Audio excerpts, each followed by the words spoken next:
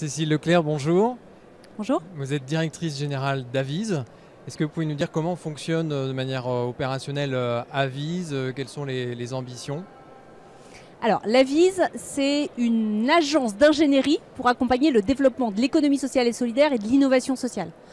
Concrètement, c'est une structure, c'est une association Oui. d'intérêt général de 30 salariés et qui va chercher à apporter à tous les porteurs de projets qui ont envie de s'engager, de se lancer dans l'entrepreneuriat social, des outils.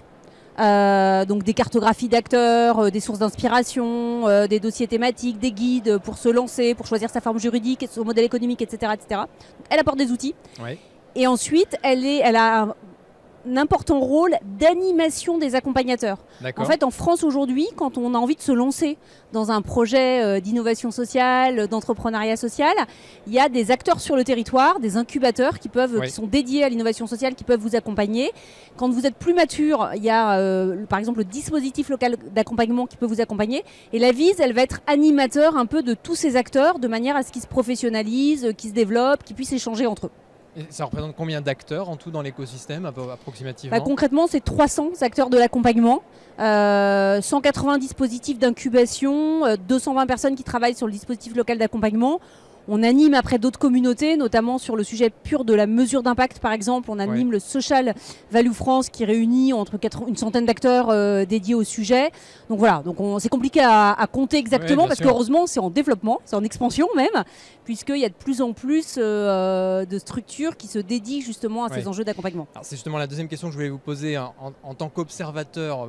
Acteur du terrain, l'ESS, quelles sont les grandes évolutions que vous voyez en ce moment apparaître? Alors, l'économie sociale et solidaire, ça existe depuis très longtemps, plus de 100 ans. Elle a été définie en 2014 dans une loi. Oui. C'était important avant quand même de redire ce que c'est. L'économie sociale et solidaire, c'est un mode d'entreprendre. Donc c'est pas un statut en particulier, même s'il y a beaucoup d'associations, fondations, coopératives mutuelles qui sont forcément de l'ESS, mais ça peut être des sociétés commerciales. Et c'est un mode d'entreprendre qui cherche à concilier trois choses, qui recherche l'utilité sociale ou environnementale, qui le met au cœur de son projet, qui cherche à partager le pouvoir, un jeu de gouvernance démocratique, et qui cherche à avoir une lucrativité limitée pour partager la richesse, pour réinvestir la valeur de l'entreprise dans le projet. Donc quand on répond à ces trois piliers, on appartient à l'ESS. Après, on dit aujourd'hui que c'est 10% du PIB, 13% de l'emploi privé. Ce qui est important en termes d'évolution, c'est de voir que là où l'ESS au départ, elle a peut-être surtout été concentrée sur des enjeux de sport, de culture, de médico-social, sur les grandes banques, sur les grandes assurances. À l'économie, finalement. Et c'était très lié à des statuts particuliers. Aujourd'hui, elle se développe dans tous les secteurs. Et notamment ceux de la transition écologique qui sont beaucoup au cœur de ce forum aujourd'hui. Et donc aujourd'hui, on a de plus en plus de porteurs de projets. Donc les grandes tendances, c'est qui s'intéressent aux énergies citoyennes, aux mobilités douces, à l'habitat durable, à l'économie circulaire, et qui développent des projets qui répondent aux trois piliers. Deuxième grand enjeu, sans être trop longue, c'est aussi tout l'enjeu des territoires ruraux. En fait, on voit aujourd'hui en France que, donc une grosse partie de la France quand même, où la puissance publique a pu un peu se désengager parfois, où le privé lucratif, il n'y trouve pas forcément son intérêt, où finalement, pour faire du commerce dans un petit village, pour faire du lien social, pour rendre le territoire attractif, etc. On a tout un tas d'initiatives qui sont des initiatives appartenant à l'économie sociale et solidaire, parce qu'elles ne cherchent pas forcément la lucrativité, mais par contre, elles cherchent à répondre à des enjeux d'impact territorial. Alors vous disiez que finalement, l'économie sociale et solidaire était en train d'embrasser toutes les filières petit à petit. Est-ce que ça leur permet d'avoir aussi des modèles économiques plus pérennes, du fait d'aller sur le terrain de l'économie plus traditionnelle? Alors le sujet du modèle économique, et notamment l'ESS, elle cherche en effet des modèles économiques viables, ça c'est sûr, et pérennes. En revanche, ce qu'il faut bien intégrer, c'est que c'est des modèles qui sont assez différents d'une entreprise traditionnelle, assez complexes, assez hybrides. Je le disais, le porteur de projet ne va pas rechercher la lucrativité.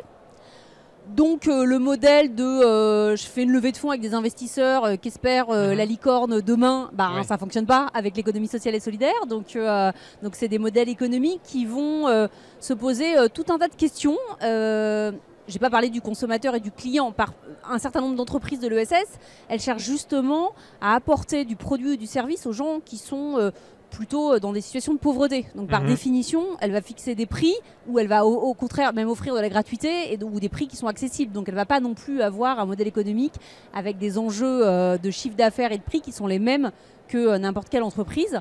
En revanche, c'est des modèles économiques où on peut faire rentrer le bénévolat. Ouais. Toutes les associations, elles font beaucoup appel au bénévolat, donc ça arrive dans les ressources et le modèle économique. Elles peuvent faire appel, quand elles sont d'intérêt général, au mécénat. Au mécénat privé. Donc là, on voit bien à quel point, pareil, ça rentre dans la spécificité du modèle économique.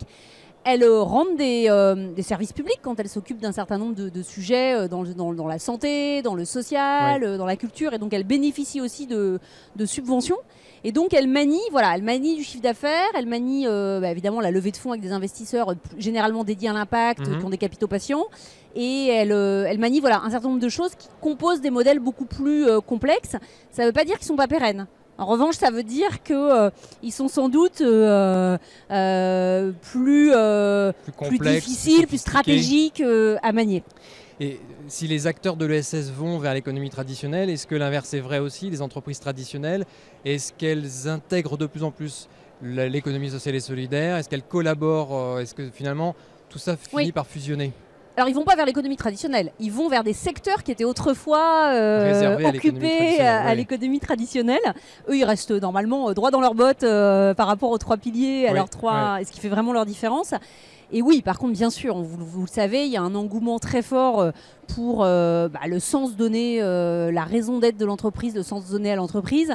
On voit le développement des entreprises à mission, etc. Et donc, on voit bien que sur toutes les réflexions sur l'impact social, environnemental, il y a énormément de choses qui bougent du côté de l'entreprise plus conventionnelle. Ouais. Et en ça, l'ESS, c'est quand même une vraie source d'inspiration en termes de mode de faire, en termes de manière dont l'impact est bien imaginé dans le projet de l'entreprise.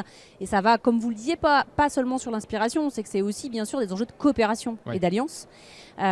L'économie sociale et solidaire, je le disais en prenant l'exemple de la ruralité, elle est beaucoup dans des enjeux de projet de territoire. Donc elle est dans des enjeux où de toute façon, elle va chercher à travailler avec toutes ses parties prenantes, tous les acteurs du territoire et notamment bien sûr les entreprises de son territoire pour pouvoir vraiment avoir un projet de territoire à impact social et environnemental. Et est-ce qu'on pourrait donner un exemple de collaboration qui a été particulièrement fructueuse ? Moi, je vais peut-être donner deux modalités comme ça. Il y en a beaucoup. Hein. Alors, très intégrées, les joint ventures sociales. Alors, on en parle. Il y a notamment une structure, Social Cobiz, qui les développe. C'est comment on est carrément dans une réponse à appel d'offres entre un partenariat très étroit entre une structure, par exemple, du transport et une structure d'insertion et comment on répond à un besoin donné. Et puis, je peux parler aussi des pôles de coopération, les pôles territoriaux de coopération économique, PTCE, qui sont, pourquoi j'en parle? Parce qu'en plus, c'est une politique publique qui faisait partie de la loi 2014 sur l'ESS, mais qui vient d'être relancée par la ministre dédiée à l'économie sociale, solidaire et responsable, Olivia Grégoire. Oui. Elle vient d'annoncer une relance de ces PTCE, enfin une relance du soutien, hein, ils ne s'étaient pas arrêtés. Et les pôles territoriaux de coopération économique, c'est entre guillemets un peu comme l'enjeu des clusters ou des pôles de compétitivité, mais sauf que là, on met vraiment le territoire et l'impact social et environnemental au cœur du projet en associant l'ensemble des acteurs pour, par exemple, développer un projet sur une filière du recyclage et d'économie circulaire où on aura besoin de tout un tas d'acteurs, etc. Et donc, quand on parle des entreprises, il y aura les entreprises, mais il y aura aussi les collectivités territoriales, il y aura aussi la société civile, il y aura aussi tout un tas d'autres acteurs. Du territoire. Merci beaucoup, Cécile, pour le témoignage et le retour d'expérience. Merci à vous.